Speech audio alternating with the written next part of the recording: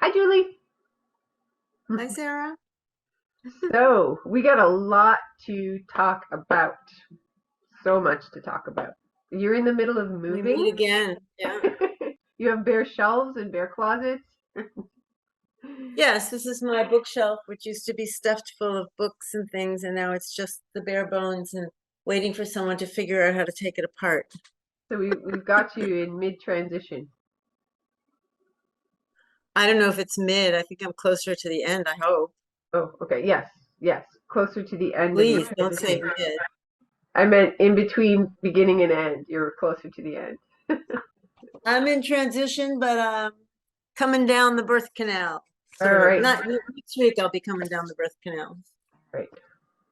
Oh yeah. Last week we made the analogy of the coming into lower stations. So should be crowning any minute. Any minute. It's so massive to move.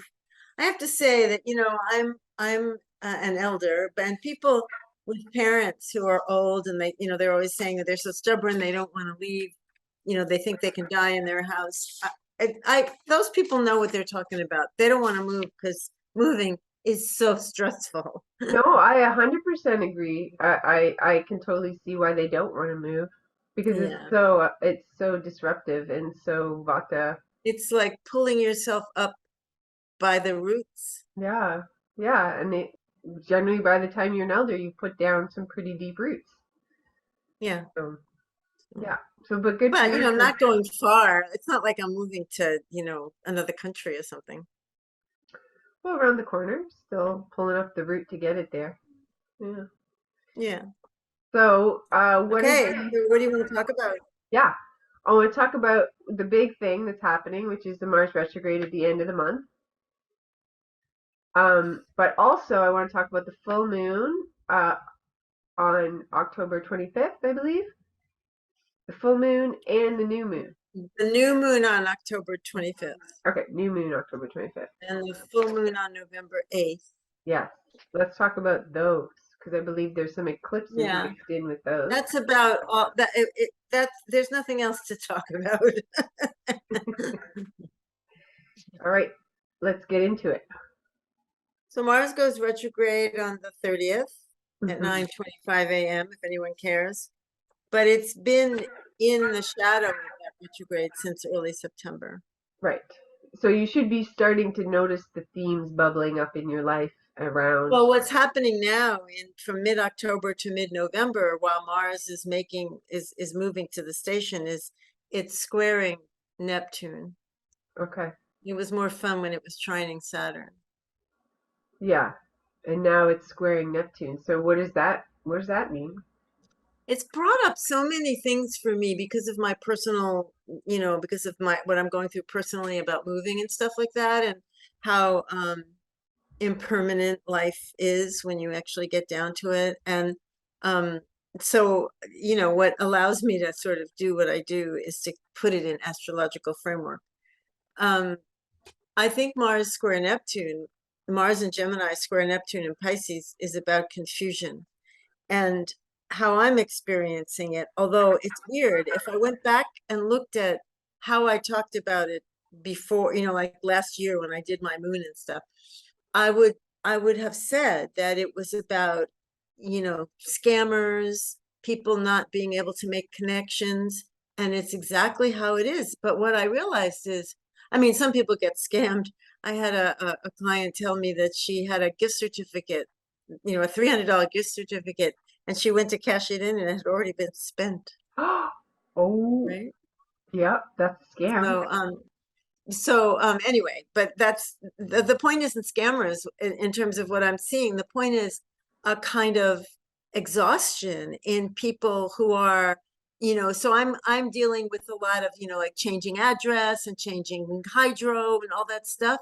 Nobody can focus on it long enough to get from start to finish without making a mistake. And it's not because they're stupid, it's because they're so distracted and so unable to focus. I finally understand that it's not personal. Right. There's a real, it's really easy to slip slide while because Mars in Gemini is about a good idea, Yeah. but Neptune in Pisces is about, well, So, but to make that good idea happen, you need to plug this wire into that outlet. And guess what? People are plugging all sorts of wires into outlets that aren't the right ones. I'm trying to, so I'm getting insurance, right? I'm getting the new house insured. And they put down that I was married. I haven't been married for 30 years. Right. And I thought, now, does it matter? Who gives a shit if I'm married or not? Right. But I didn't know, right? What if they say, well, you're not married and you said you were married, and so your insurance policy is no good. Which could technically happen. They've I canceled doubted things it, for but I less. had to make the phone call Right. anyway. Another 40 minutes out of my life. I So, know that is, yeah, that I'm finding that as well. These people are so overwhelmed. And I right. think, So it's the overwhelm, and we're overwhelmed. yes, Yeah. yes, I am as well. And I think it's partly like also everything's shifting over. Like, I, well, I almost, I hate standing in lines. I'm sure nobody enjoys it, but the thing is that it seems as though everything's switching over to automation. So all the That's companies right. have given all their money into turn everything into automated things, and so they cut down, and then they don't hire enough people, and then the Right. poor two people or one person that's stuck there trying to deal with all the mistakes that the automation's making and all the confusion that the people have, and there's just one of them. And I just feel, I'm like, is this really, this is where we've gotten to? Okay. This is the issue of the age of Aquarius, Yeah. right? This is the issue of the Sorcerer's Apprentice. We have created a machine because we're so smart, we're so Hmm. clever. We have created this automated world, and we have to make a big decision. And we have to make this decision over the next 18 years. I mean, we're struggling to make it. But these last 2 years, 2021 and 2022, with the Saturn Uranus square, it's been impossible to move it. But what we have to do is figure out either how to be dominated by, the Google and automation, or how to use it, right? We have Yeah. to figure out how do we use it so it doesn't kill the kids, so it doesn't, destroy the sanity of little old ladies and not such little old ladies, right? But we're in the crossfire. We're the ones that have to figure that out. Yeah. Yes. Remember that Pogo cartoon? I have met the enemy, and it's us. That's correct. Correct. Yes. Yeah. So Mars retrograde, Yeah. squaring Neptune, trining Saturn, is basically saying, you guys, you can do this, but it's also saying you have to do this. And it's like a bar of soap. Well, it's like trying to hold a bar of soap that's wet Yeah. when it's squaring Neptune. So this next till mid-November, that's a pretty strong aspect. That's a really good analogy or like guiding image that I'm going to use while I'm slip sliding through. Yeah, it's banana peels and soap bars. Yeah. That's funny. Yeah. Yeah. Okay. Yep. So I'm really, not excited about having my moving day be in this period, right? Oh my goodness. Yes. It's just like your moving day is like right at the beginning of it. Well, October 27th, pretty close. Yeah. They say sometimes that Mars retrograde is like old boyfriends coming back into your life. Uh, If an old boyfriend showed up, he could help me move. you know what's already started happening because we talked about it being in my sixth house of work and daily routines. So I don't have old boyfriends showing up, but what I have is males that I went to school with, even shiatsu 25 years ago, and teachers that I studied with or worked with, and they're coming back and they're asking me if I want to work with them. Oh my God, that's so Isn't that, Mars retrograde. So what do you think? Do you think you should say, I don't know because Mars is retrograde, or do you think you should just try and sort through it? I'm just Because Mars is gonna, going to be retrograde till um, January 12th, and the middle part of it is until December 8th. So, yeah, I don't know. I don't know. I just gonna, well, okay. yeah, So the rule of thumb for Mars retrograde is that it's about strategy, right, right? That we have a task. Mars retrograde is not deadly. I mean, it can be, of course, but it's not, it's inherently, it's just Mars retrograde. But what it's asking us to do is commit to an idea that in Gemini that we think is good and to follow it through. Right. Right. You know, and so um the the idea of these guys coming back into your life, it does certainly fit the Mars retrograde in the sixth. My God. But the thing is, it's about being strategic, right? It's not about just being intuitive. It's No. also thinking which Right. one is located in the best place, which one is going to give me the most permission to do what I want to do, where am I going to learn the most? Like those kind of things need to be thought through. Right. Yeah, and that's kind of what I'm doing. I'm just kind of exploring. I'm just kind of doing exactly that. Just like I'm not committing or I'm not saying, yeah. I'm just kind of exploring it because I'm not in a position where I have to rush or make a rash decision. Well, that's what everyone should be doing. We should all be doing that. We should all be saying, well, is this, you know, let's take a minute and be strategic, because on December 8th, when Mars actually opposes the sun, archetypally, that suggests a time when we have to really face or challenge the idea that we got with Mars. Oh, okay, that's good. So we'll write that in our books for December 8th. It's the middle point. And on that day, the sun sets and Mars rises. So Mars is visible in the night sky from the minute the sun sets till the sun rises and Oh, because it's opposing. So they're going to be basically opposing each so other. Mars is at its brightest when it's retrograde and Okay. opposite the sun. Yeah. And it's closer to the Earth. Is that correct when Mars goes retrograde or not always? I can't remember. Okay. I know it Uh, is. I think it is commonly closer and it's out of yeah. bounds. There's a whole lot of things it does, but the main thing is the opposition. I think the main thing for us as, you know, mere mortals to understand is that between the 30th of October and the 8th of December, we're descending, so to speak, Hmm. into the consequences of the idea that called us. Ah, into On the December consequence. 8th, we asked the question, you know, why am I doing this? And why am I doing it this way? And that there might be a really good answer. Right. And then from December 8th until Mars goes direct on January 12th, we move forward with, Right. even though With Mars is still retrograde, we've crossed the midpoint. And so we're in for a penny, in for a pound. We're there, we're doing it. right. And then we take those questions that we asked ourselves, like, do I even want to do this?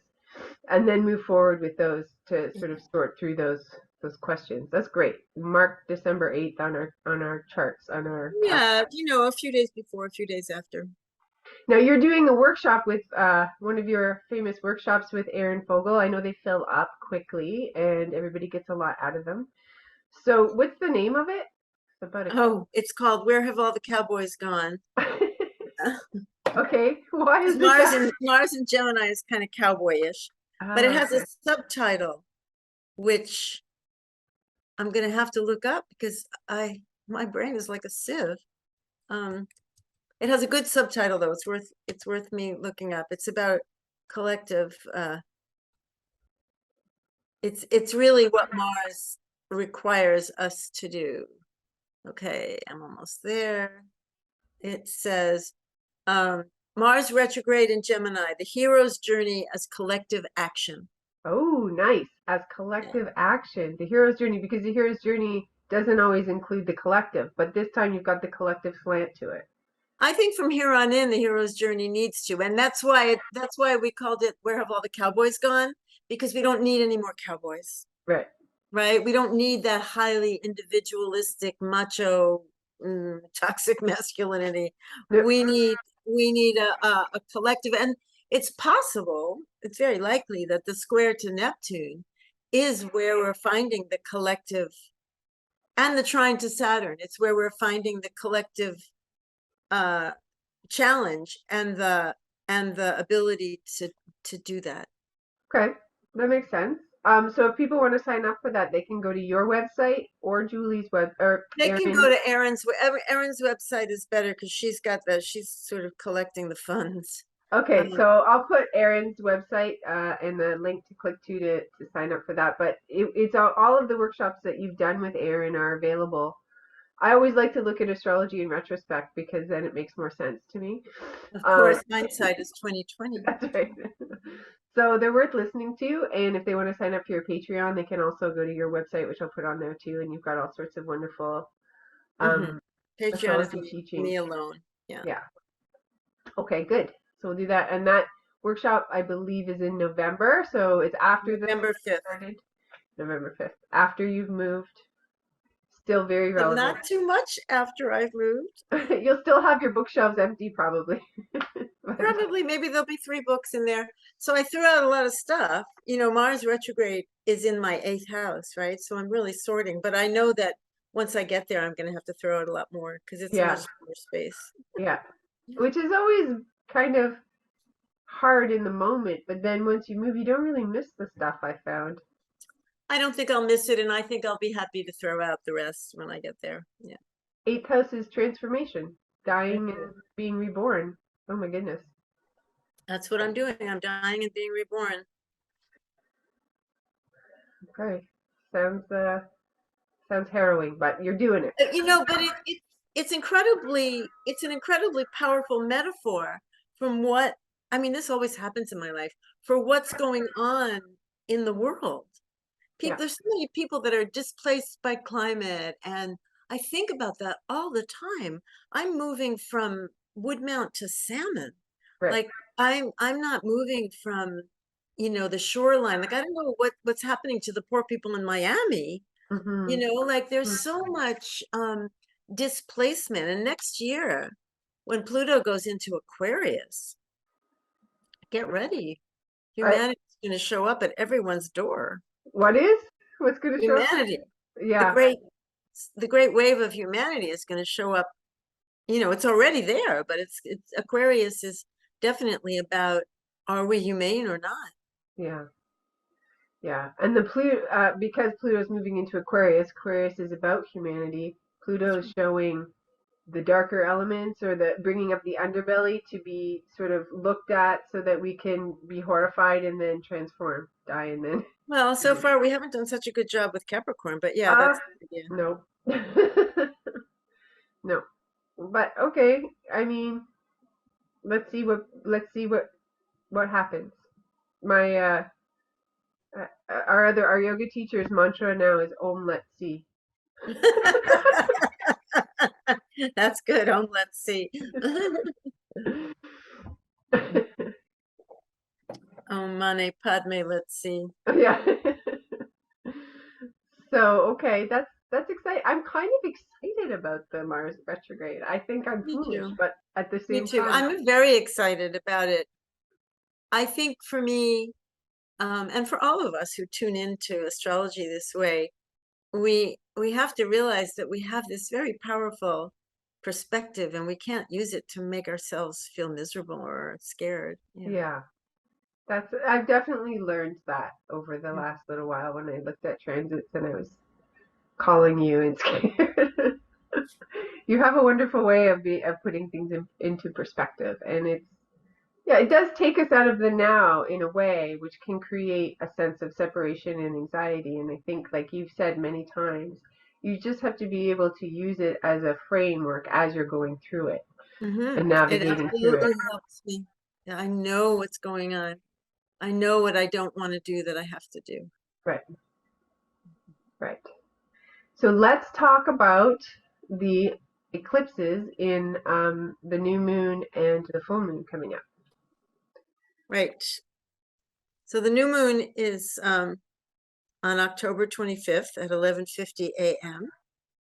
And I have my moon gatherings, although this month because I'm moving on the 27th, I am going to pre-record it. Makes sense. But anybody who wants it can just join my moon list, and I'll post the link somewhere. Okay, we'll post the link for your moons anytime, but also I wanted to mention that you're doing your moons 2023 Yeah. So I had somebody text me, "What app do you like for the moons?" I'm like, I don't have an app for the moons. I just Julie sent it out, so I use Julie's. So it's a Oh, good one. Sarah, you're breaking up. Oh, can you hear me I now? do have an app that I like. Do you? Um, it tells me it's not perfect, but it's pretty good. And it tells me what phase the moon is and what sign the moon is in. And once you learn how to read it, it's very good. And it tells you if the moon is void of course. Oh, So okay. everything you need to know. It's called Time Passages. Time passages. Time Passages, one word. And I think if you just look that up, you'll find, and it's free. Okay. It's a free, you can pay for it, but you can get it for free. If you pay Okay. for it, you can do charts on it. Yeah. Time passages. Okay, great. I love it. I love it. I check, is the moon void of course? Is that why I feel the way I feel? Sometimes, not And is always. it? Okay, so if people want to join up for your moons 2023, where you go through the moons of They have to 2023. email me. It's an Okay. Oh, email. it's an email. They can't. There is a link. If you go to my website and you Yeah. go to workshops, I do have a link there for it, and you can find out about it and how much it costs and stuff. Okay. Great. But before we get there, let's talk about the moons of October and November 2020. Okay, well, I think that these moons are extra special, which means they're giving me a little bit of anxiety, but I'm trying not to feel anxious. Um, the new moon, they're both eclipses. I'm getting a reverb. I don't hear it. Nothing's happening here. Not when you talk, only okay, it's better now. So the new moon on October 25th is conjunct Venus. So the sun is at 2 degrees of Scorpio, the moon and Venus are all at 2 degrees of Scorpio. So Venus is a strong player in the new moon, and it's an eclipse. And so it's like a seed that's being planted in Scorpioville, right? And when you look at that new moon, it's not it's an eclipse, so it's a little ominous. And Venus isn't at her best in Scorpio, maybe because the only way to have a gain is to have a loss. When Hmm? Venus is in Scorpio, that's the message, Okay. right? Someone dies and you might inherit, but you've lost that person, right? So I would say that we need to make intentions about what we're willing to let go of so that we can, I mean, and that's for me, that's exactly it. What am I willing to throw out so I can have room in my new place? But it's also symbolic, right? So on one hand, it's what are we willing to let go of? But on the other hand, it's we're going to have to let go of stuff whether we're willing or not. With Scorpio, it's often about power and control and stuff like that, right? So the feeling that fate is in charge, not you. So there's that, Okay. right? But the new moon is simply the intention. I mean, not simply, it's profoundly connected to the intention. So everybody, you could look at where it is in your chart, whatever house it's in, and what it is you're going to surrender over that month. That will allow you to have something you want. Now, it's interesting if you want to get positive about this. If this new moon is hitting you hard, in March, Saturn will go into Pisces and it will trine this very spot, right? So you can understand that whatever you're going to let go of, it's probably going to be good. It's probably worth letting go of. Right? Okay. So I'm it'll going to come back around again in March. You'll notice right. something that But you to can. make a powerful intention there would be good because then the moon spends 2 weeks kind of waxing and growing, and then it gets to the full moon, and the full moon is really horrific. The full moon is the sun in Scorpio, obviously, the south node in Scorpio, Mercury and Venus on either side of the sun in Scorpio, opposite the moon in Taurus. Every full moon is that. But the moon in Taurus is exactly conjunct Uranus in Taurus as well. And that's pretty hot. But as if that wasn't enough to have Uranus involved, it's also squaring Saturn, Oh, right? wow. And Yeah. Saturn will make a station. I think Saturn is making a station or has already. I think October is Saturn is stationary direct on October 23rd. So the power of Saturn is very strong. The power of Uranus and Saturn squaring each other, which has been the rock, nobody's making the kind of progress they want to make in 2021 and 2022. And it's kind of like, okay, let's lance the boil. So I think the thing that's most edgy about this full moon is that it's on the day of the elections in the United States. Wow. On the Oh my day. God. It's And Tuesday, that's, November 8th. Julie, that's when the insurrection happened at the very first um squaring of Uranus and Saturn. That was the very first, like, not on that exact day, but it was right around. It was like, Yes, when Saturn, yes, right. oh my goodness. So that's like, that was the beginning of this square, and then Well, something will be released. So I get emails from people saying, is it going to be a red wave or a blue wave? I have no idea what the wave is going to be. I have no idea who's going to win and who's going to lose. Really, I mean, I could look at individuals and stuff like that because it looks too messy to figure it out. right, But it is a very intense kind of explosion that's taking us forward. And I mean, to my mind, that's the end of the rock and the hard place, is that right, full. right. It'll break that stuck pattern of that, That's right. like, not moving forward. So that's positive. It is positive, and that's why making an intention at the new moon, because Right. we're not going to be down there. We're not going to be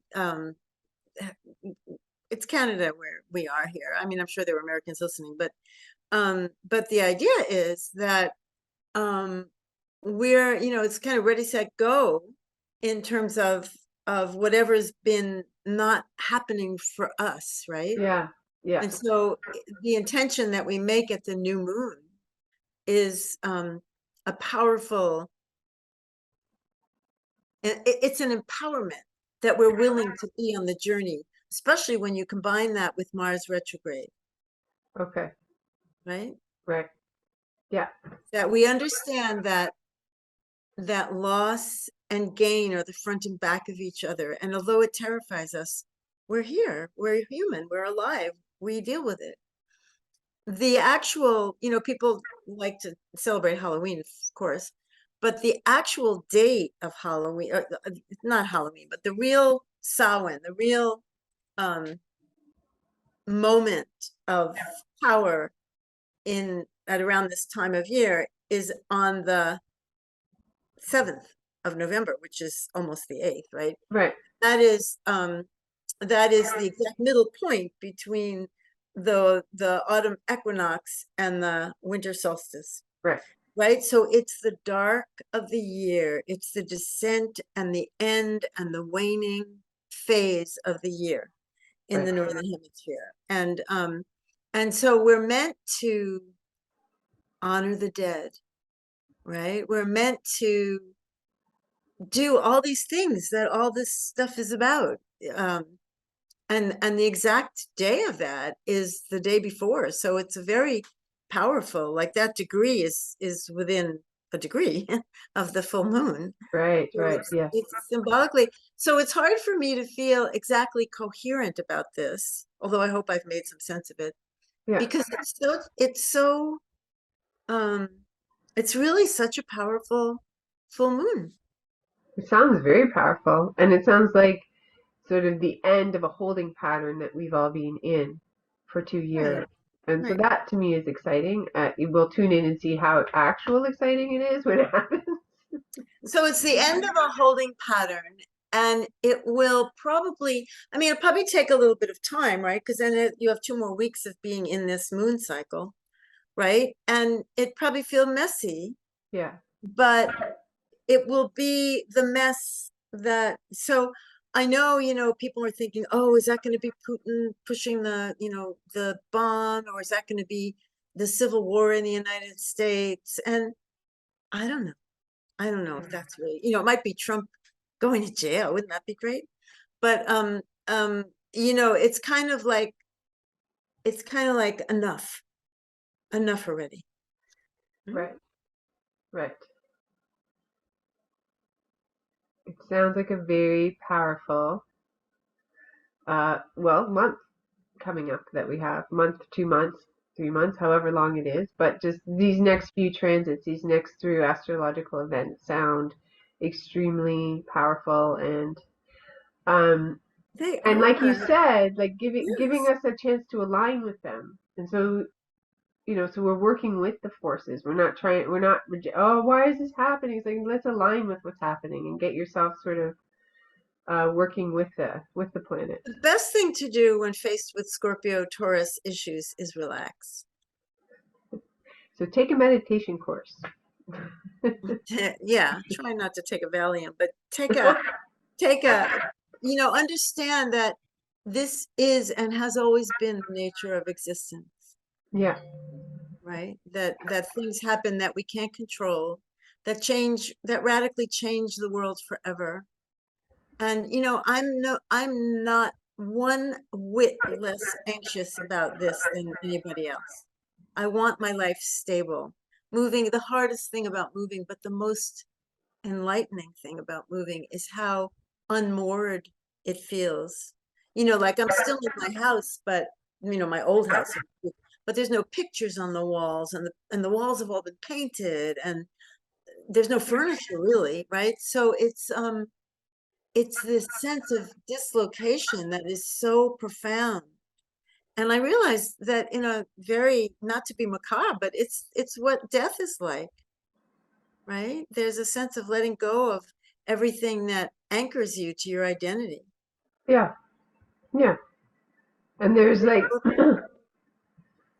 yeah, that's interesting that you brought that up because somebody said, I heard somebody say something once. It's like people don't want the truth; they want security. It's like that's They do. true. They They would like choose security over truth. And that's why people don't take to the streets, let's say in Iran, until there's nothing left to lose. Yeah, Because they had a bit of security, even though it was disgusting. yeah, But now they have nothing. yeah, They don't, it's worth dying for because there's nothing actually to live for in a sense. yeah. If you're killing people for no reason, that is, yeah, No, you're not just killing people for no reason. You're not allowing them to get educated. You're not allowing them to have work. You're not feeding them. You're not giving them medical care. yeah, yeah. And another saying that I heard that rings true is that truth happens in close proximity to death. Yeah, right.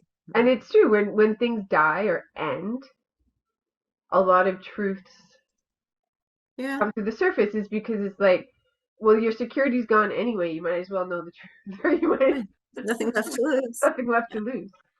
And I never really thought of it in terms of Taurus and Scorpio, but it's very much a Taurus Scorpio It's issue. absolutely a Those Taurus two Scorpio quotes. issue. Yeah. Yeah, yeah, interesting. Scorpio is the sign that is most fearful. Like by the time you get to Pisces, you've already let go, you're floating in whatever. And in Cancer, you're latching on, like you're right. But in Scorpio, it's like, Scorpio has so many layers. One of the layers of Scorpio is intimacy, right? And to be actually intimate with someone, you have to be vulnerable, and they have to be vulnerable. And who wants to that, right? You have to share your resources. Yeah, yes, that's very scary. And you have to let go of your defenses to be intimate. That's right. And you can do that and get really hurt because you trust the wrong person. That's absolutely happens to a lot of us. Mm-hmm. Mm-hmm. Yeah, yeah, So Scorpio is mighty in that it says you can't hold on. And Taurus is mighty because it says, oh, yes, I can. yeah. They're quite the axis, eh? Taurus and Scorpio. Mm-hmm. Yeah. I don't see. Well, I'm sure if we looked at all of the accesses in opposite sides, you would see the glaring opposite oppositeness, but also similar issues. Well, I'm But teaching another workshop, believe it or not. I mean, in the midst of all this, I'm teaching a workshop called Archetypal Perversions. And okay, I'm teaching it with Molly Swan, who is a meditation teacher. And we're going to, it's about the way the signs have been twisted out of shape by patriarchy or dominator society. right. And are there different stories we can tell? Can we Mm, actually start telling the stories that we want or need to go forward? Because these old stories are just dead as, you know, they're deadly. They're killing the planet. right. Um, and as I'm preparing it, I'm thinking, oh, this should take a year. This should be a workshop that I do over a year, not in 2 days. But Yeah, somehow for sure. I try and get the big idea across anyway. Yeah, I'd love to hear what the new stories for Scorpio and Taurus are. Well, we're living them. We're Yeah, living those new stories. They're emerging. They're emerging one way or another, they're emerging. But the story that scares me the most is the algorithm having the ultimate power, right. right? And um, the only way to create those new stories is to live the story that you want to have. But of course, you can't just be a new age googie and say, oh, well, then I'm going to just live as if everything is wonderful. No, Because no. even if you can live as if everything is wonderful, you know, pieces of the sky are falling in your neighbor's yard, so to Yeah, speak. It's a yeah. long You song. still have to be connected to what's Yeah. happening. Yeah, Yeah. So how do you live in the world you want to have, in the story that you want to have happen, and you know, authentically? It's a challenge. We're all challenged. yeah. Well, I mean, I think the key is you have to accept what is, right? What is the first you have to accept that this is what is. This is what it is. And then from there, then you make choices about how you want to relate with it. But you can't Yeah. just be like, that's not happening. I'll make up something new. That's right. That's why Yeah, it's best to relax, because you're not in control. But if you're relaxed, you can meet it. right. And then choose how you want to respond as opposed to And react. this is such good advice. But let me tell you how hard it's been to stay relaxed in my own journey. And I have a lot of Taurus Scorpio themes in my chart. Yeah. It's been very hard to be the wise person I could be when I have pictures on the wall. Although witnessing, I think you've done a remarkable job. Thank you. Thank you Yeah. very much. Yes, you are my profound witness. You know exactly Yeah. how hard that can be. So thank you so much, Julie. I Thank go you. into this next month kind of excited. We'll see. Oh, let's see. Well, we'll see. And if anybody wants to, you know, ask questions or comments or whatever, you know, feel free. These are intense times for sure. Yeah. Yeah. Please like or leave a message too as well, and then that helps to get the message of the weather out to everybody as well. Right. All Okay. right. Bye, Julie. Bye.